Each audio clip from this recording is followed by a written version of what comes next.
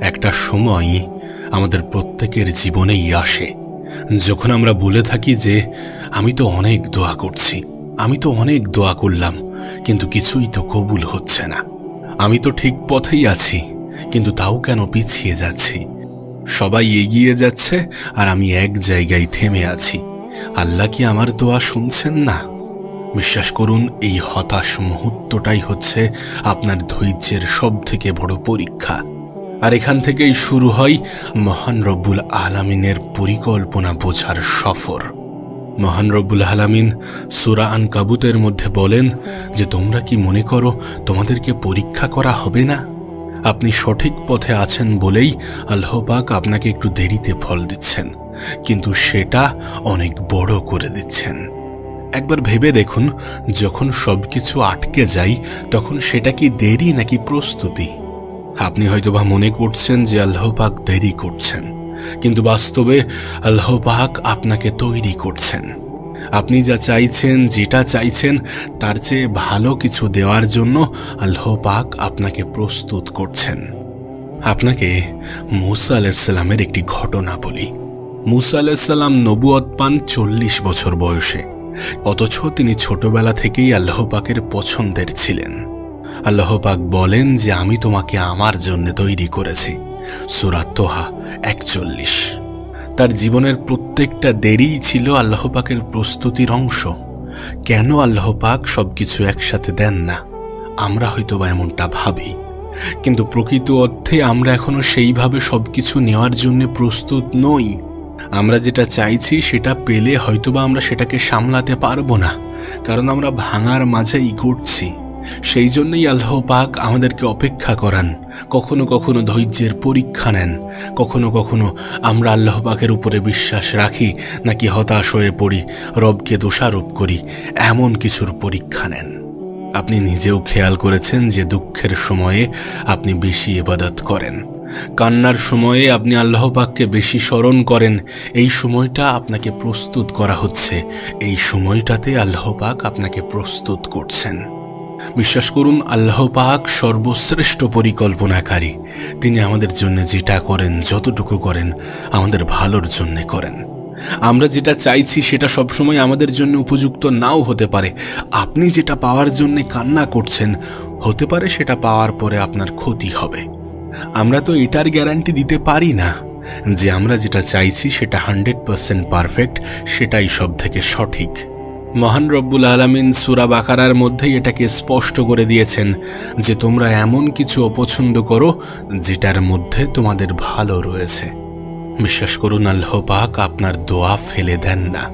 তিনি সেটাকে ধরে রাখেন ঠিক সেই সময়ের জন্য যখন আপনি সেটা পেলে শুধুমাত্র খুশি নয়, বরং তৃপ্তিও পাবেন। আপনার দোয়া এখনো কবুল হয়নি তার মানে এটা নয় যে আপনি বাতিল হয়ে গেছেন। নিঃসন্দেহে আপনি আল্লাহর প্ল্যানের মধ্যেই আছেন, শুধু একটু ধৈর্যের প্রয়োজন। আমরা তো প্রায়ই বলি যে সব ঠিক হয়ে যাবে ইনশাল্লাহ, ধৈর্য ধরতে হবে। আপনি কি একবারও ভেবে দেখেছেন যে ধৈর্য মানে কি শুধুমাত্র চুপচাপ হাত গুটিয়ে বসে থাকা, নাকি সমস্ত কিছুকে মেনে নিয়ে সামনে এগিয়ে যাওয়া, সঠিক সময় সঠিক পরিস্থিতির জন্য নিজেকে প্রস্তুত করা? কোরআন এবং তাফসীর আমাদেরকে এটাই শেখায় যে সাবার মানে শুধুমাত্র চুপচাপ বসে থাকা নয়, শুধুমাত্র সহ্য করা নয়, বরং এটা হলো ঈমানি প্রতিরোধ। নিশ্চয়ই আমাদের আল্লাহ ধৈর্যশীলদের সাথেই আছেন।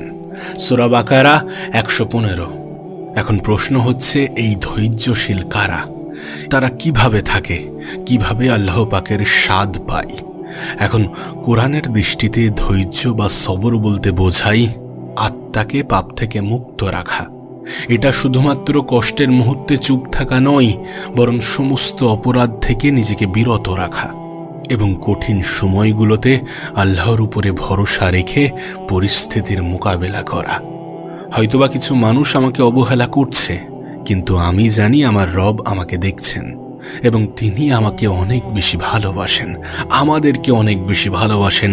এই বিশ্বাসটা রাখা উচিত, কারণ এটা কোনো কল্পনা, কোনো গল্প মিশ্রিত লাইন নয়, এটা বাস্তব, এটা সত্য। যদি ভালো না বাসতেন তাহলে এতটা আমরা তার থেকে দূরে থাকা সত্ত্বেও তিনি কেন আমাদেরকে রিজিক দিতেন, তিনি কেন আমাদেরকে ভালো রাখতেন, তিনি কেন আমাদেরকে সুস্থ রাখতেন? নিঃসন্দেহে এই সমস্ত কিছু প্রমাণ দেয় যে আমাদের রব আমাদেরকে অনেক বেশি ভালোবাসেন। ধৈর্য ধরা মানে কঠিন সময়গুলোতে ভেঙে পড়া নয়, বরং সবর করা। ধৈর্য মানেই হচ্ছে কঠিন সময়গুলোতে আল্লাহ পাকের উপরে বিশ্বাস রাখা, ভেঙে না পড়েও কাঁদতে পারা এবং অভিযোগ না করা। আমি আমার সমস্ত দুঃখ কষ্ট মহান রব্বুল আলামিনের কাছে শেয়ার করছি, আল্লাহ পাকের কাছে শেয়ার করছি। এই লাইনটি বলেছিলেন ইয়াকুব আলাইহিস সালাম, যিনি তার প্রিয় সন্তানকে হারিয়েও বলেননি যে আল্লাহ পাক কেন এমনটা করলেন। আপনার সফলতা দেরিতে আসছে, আপনার সাকসেস ডিলে হচ্ছে, তার মানে এমনটা নয় যে আপনি ব্যর্থ। এমনটা কেন ভাবছেন? হতে পারে আল্লাহ পাক আপনাকে ধৈর্যের ডিগ্রি দিচ্ছেন। ঠিক যেই সময়ে আপনি অপেক্ষায় থাকেন সেই সময়ে আল্লাহ পাক আপনাকে প্রস্তুত করেন। আপনি পরিশ্রম করছেন, আপনি ধৈর্য ধরছেন, আপনি নামাজ পড়ছেন, আপনি দোয়া করছেন, কিন্তু কিছুই হচ্ছে না। আপনার মনে হচ্ছে কিছুই হচ্ছে না, কিন্তু আল্লাহ পাক আপনাকে কি দেখছেন না? অবশ্যই তিনি দেখছেন এবং তিনি জানেন আপনার মনের মধ্যে কি চলছে, আপনি কি চান, এবং তিনি এটাও জানেন যে কোনটা আপনার জন্য উত্তম আর কোনটা আপনার জন্য উত্তম নয়। একটা কথা মনে রাখবেন, ধৈর্য মানে শুধুমাত্র চুপ থাকা নয়, আল্লাহ পাকের উপরে ভরসা রেখে চুপ থাকা, সঠিক সময়ের অপেক্ষা করা, নিজেকে ঠিক রাখা এবং সময় মতো ফল পাওয়ার আশা করা। বিশ্বাস করুন, আল্লাহ পাকের কাছে ধৈর্যশীল বান্দার জন্যে আলাদা প্ল্যান থাকে। আপনার ধৈর্য কিন্তু বৃথা যায় না, যাবে না। আপনার নাম প্রত্যেকটা দিন আল্লাহ পাকের সামনে উঠছে, আপনি শুধু থামবেন না ইনশাআল্লাহ। আচ্ছা, আপনি কি কখনো এমন সময়ের মধ্য দিয়ে গেছেন যেখানে আপনি আপনার সবটুকু দিয়ে চেষ্টা করলেন কিন্তু হলো না, ভেঙে গেল? যেখানে আপনি কিছু চাইলেন, পেলেন না, বরং উল্টো বঞ্চিত হলেন এবং আপনার মনে হচ্ছে যে আপনি ব্যর্থ? কখনো কি এমন পরিস্থিতি আপনার জীবনে এসেছে? কিন্তু বিশ্বাস করুন, যদি আপনার জীবনে এমন সিচুয়েশনও আসে, তাহলে একটা কথা মনে রাখবেন যে আপনি ব্যর্থ নন। আর আপনি মনে করতেই পারেন যে আমি ব্যর্থ, কিন্তু বিশ্বাস করুন, কোরআন বলে যে ব্যর্থতা আপনার জন্য শ্রেষ্ঠ নিয়ামত। আল্লাহ বলেন যে তোমরা অনেক কিছু অপছন্দ করো, কিন্তু সেটার মধ্যে তোমাদের ভালো রয়েছে। সূরা বাকারা। অর্থাৎ আপনি যেটাকে ব্যর্থতা ভাবছেন, আল্লাহ পাক সেটা দিয়ে এমন কিছু শুরু করতে যাচ্ছেন যেটা আপনি এখন বুঝতে পাচ্ছেন না। তাওয়াক্কুলের আসল মানে কি? আমি চেষ্টা করার পরে ফল পাবো? না, বিষয়টা এমন নয়।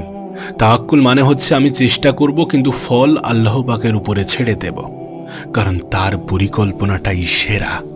এটা সেই আত্মবিশ্বাস যেটা বলে আল্লাহ চাইলে এই ব্যর্থতা থেকেও কিছু সৃষ্টি করবেন। আপনি ভেবে দেখুন, নবীদের জীবনে ব্যর্থতার মুহূর্তগুলো কিভাবে সফলতার শুরু ছিল। ইউসুফ আলাইহিসসালামকে দেখেন, তিনি কূপে নিক্ষেপ হলেন, দাস হিসাবে বিক্রি হলেন, জেলে গেলেন, কিন্তু সেই জেলই তাকে রাজপ্রাসাদের দরজায় পৌঁছে দেয়, কারণ এটা আল্লাহ পাকের পরিকল্পনার অংশ ছিল। আপনাকে বেশি দূর যেতে হবে না, আপনি আমাদের প্রিয় নবী মুহাম্মদ সাল্লাল্লাহু আলাইহি সাল্লামকেই দেখেন না।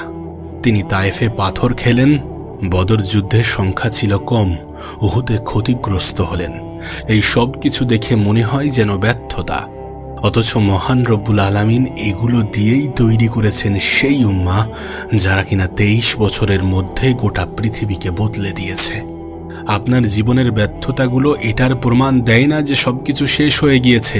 আপনি যেটাকে শেষ ভাবছেন, যেখানে শেষ ভাবছেন, মহান রব্বুল আলামিন হয়তোবা সেখান থেকেই আপনাকে প্রস্তুত করছেন নতুন এক যাত্রার জন্যে। শুধু আপনি আপনার জীবনের কোনো সিচুয়েশনে যেন আল্লাহ পাকের উপর থেকে বিশ্বাস হারাবেন না, যেন আল্লাহর পরিকল্পনার উপরে সন্দেহ করবেন না, কারণ আল্লাহর প্ল্যান সব সময়ই শ্রেষ্ঠ ছিল, শ্রেষ্ঠ আছে এবং শ্রেষ্ঠ থাকবে।